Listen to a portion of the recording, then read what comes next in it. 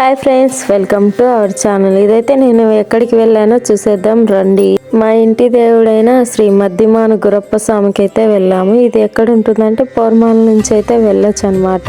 పోర్మామిల్ల నుంచి మైత్కూర్ వెళ్లే రూట్ లో శ్రీ మద్దిమాను గురప్ప స్వామికి వెళ్ళు దారి అని పెద్ద ఆర్చ్ అయితే కనపడుతుంది.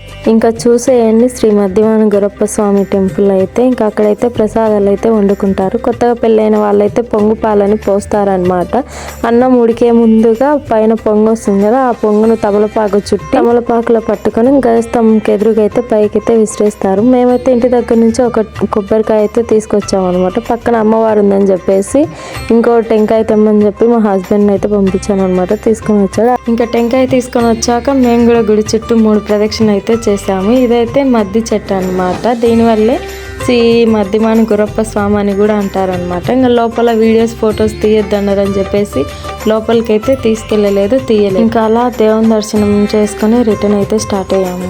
అలా వీడియోస్ చూస్తూ ఉండకపోతే ఒక లైక్, ఒక కామెంట్, ఒక సబ్స్క్రైబ్ చేయండి ఫ్రెండ్స్.